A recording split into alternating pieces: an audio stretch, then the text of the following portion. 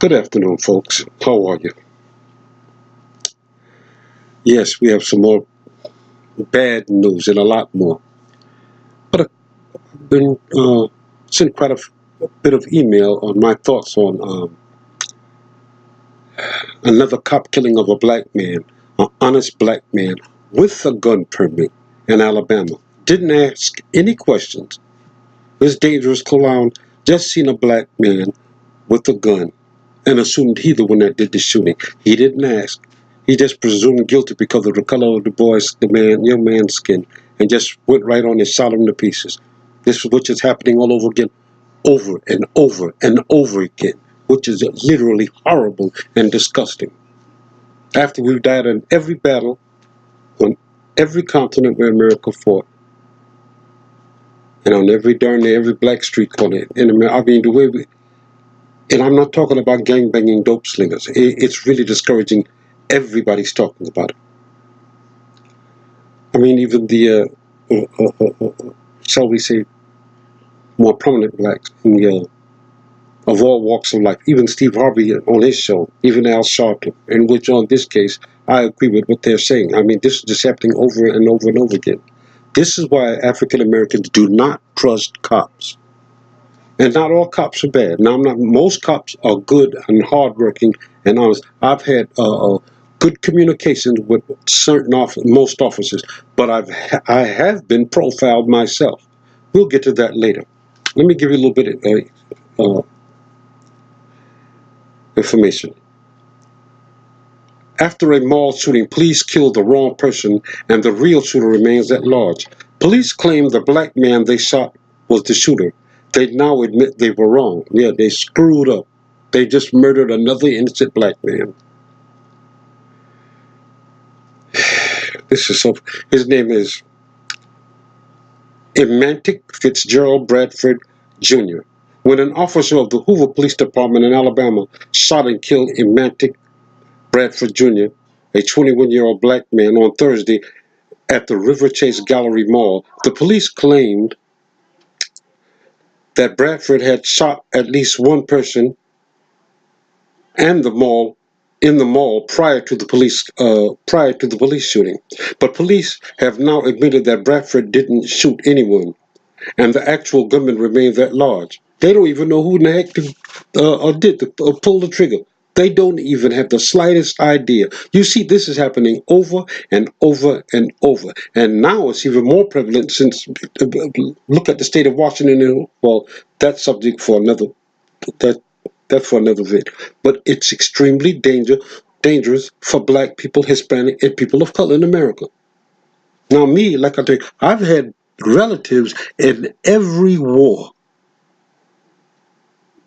I even had an uncle who was a December 7th, 1941 Pearl Harbor vet. And look.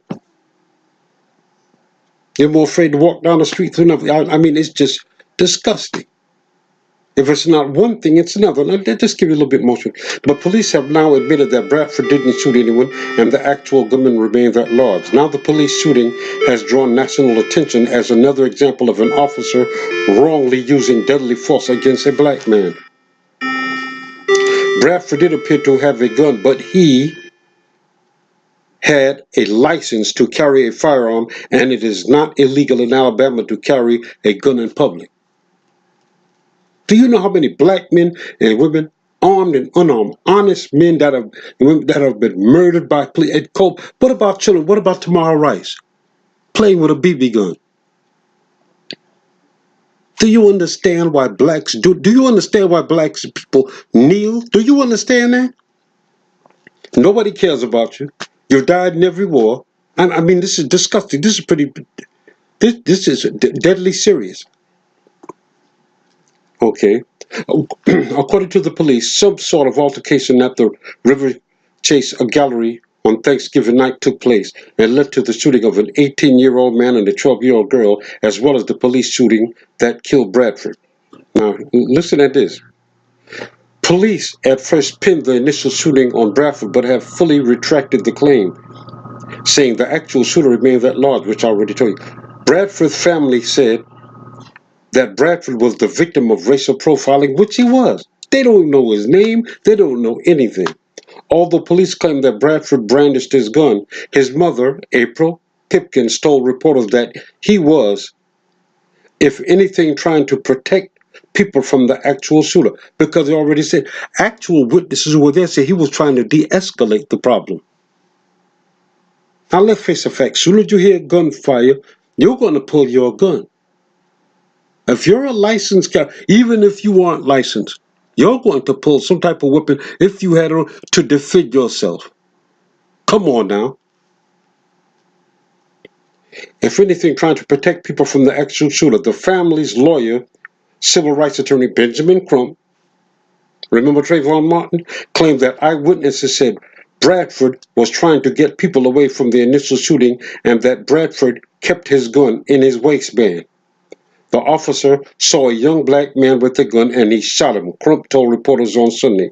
Bradford had no criminal record and he was honorably discharged from the, well, we're not going to that because there's contention about that. The Alabama law enforcement agency is investigating the shooting. They're going to investigate themselves once again, and the possibility that this clown is going to go free, I don't know. Who knows? But it looks that way, doesn't it? Let me give you a little moment. Do you understand why blacks, African Americans, do not trust cops?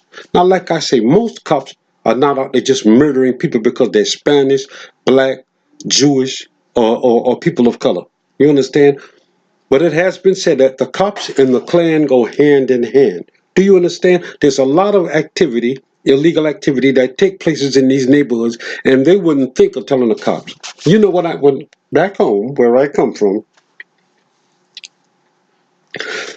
we knew people that I grew up with who went to prison for nothing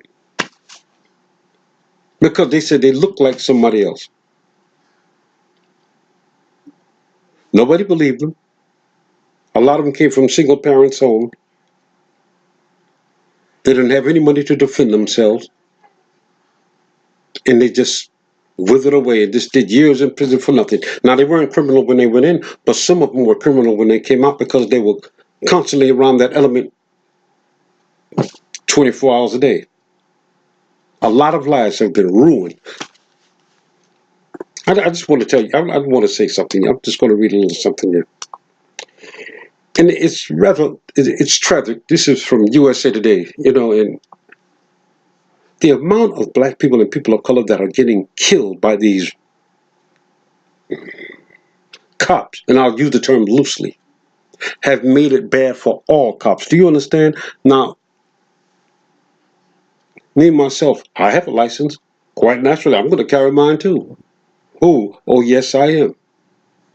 But we have to be extremely careful. That's why I'm not talking about blame shifting here. The black community has terrible problems. Now, we can't blame this on white people. Black on black violence is ridiculous and it must stop.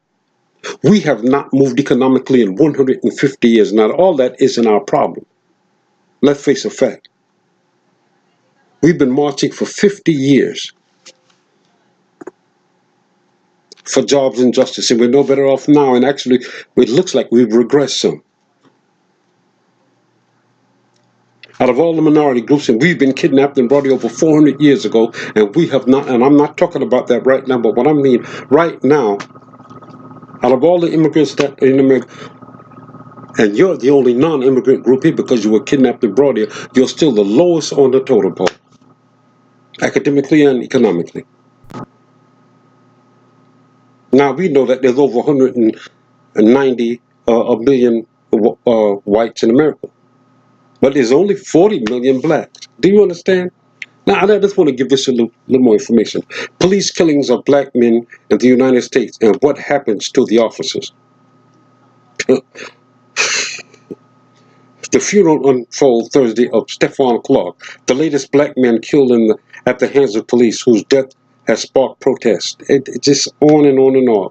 And look at it, it just Alton Sterling, Eric Garner, Remember the man, they held it, he choked the man said, I can't breathe. And everybody had his hands. And you've had people who actually say Alton Sterling was fighting. He was not fighting. He was trying to catch his breath. They murdered people. They murdered black people at the hand. Terrence Crutcher, look at this. September 6, in Tulsa, Oklahoma. I mean, it's just over and over and over. Philando Castile in the car, remember? Another innocent, hardworking black man. And what was the only thing that gave me comfort was all the white people and the other races that worked with him came up and spoke for him. That he was an honest, hardworking man, and he had a permit to carry a gun, and they murdered that man in front of his fiancée and his children, right in the car. Do you understand? This has happened over and over and over. And do you understand the point I'm trying to be? There must be change. We have to unite and fight. This is why it's so important, people. I'm talking about blacks, Hispanic. If you're a legal resident in America, you must get out and vote. Watch who you're voting for. The policy that these people are making, you have to live by. Do you understand that? That's why it's essential to know who and what does the person you're voting for stand for. You don't vote for a person because of the color of their skin. Now we have a major election coming up in 2020.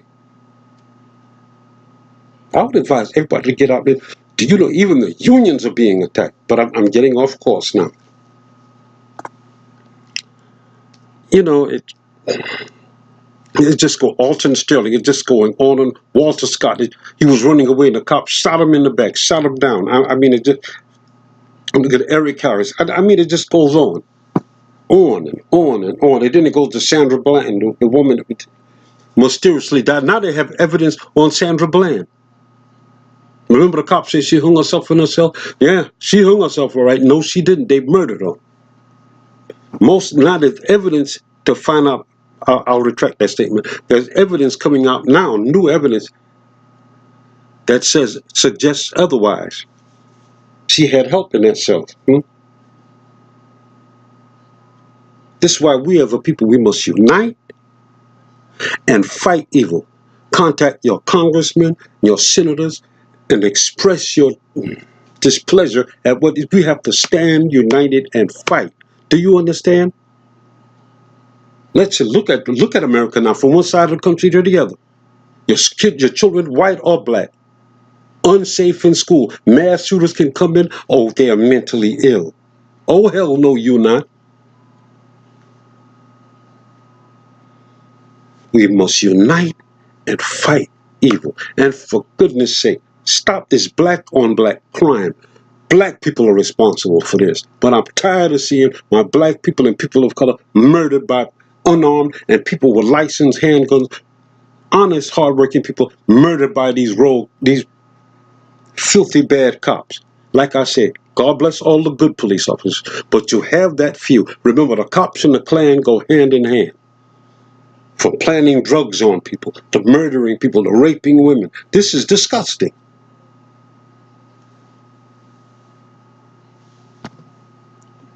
One thing, we have to keep God first and pray. We have to unite. And we have to unite, because if you don't stand for something, you'll fall for anything. Pretty soon we'll resemble another. I won't say that. It's getting pretty scary out on these streets. And believe me, I work hard for my money. And I could go anywhere and spend it, but I don't. It's awfully scary out there now. God bless, folks. Watch your children in these schools. And sometimes, black folks, I will tell you, it's best that you find a place that, or do some research to homeschool your children. They keep these children safe and out of the hand of the police. I was watching one story. You know what they did? They even took the black girl and slung her to the ground and did the same thing 2 weeks later to a 14-year-old black boy. God bless. This must stop. God bless.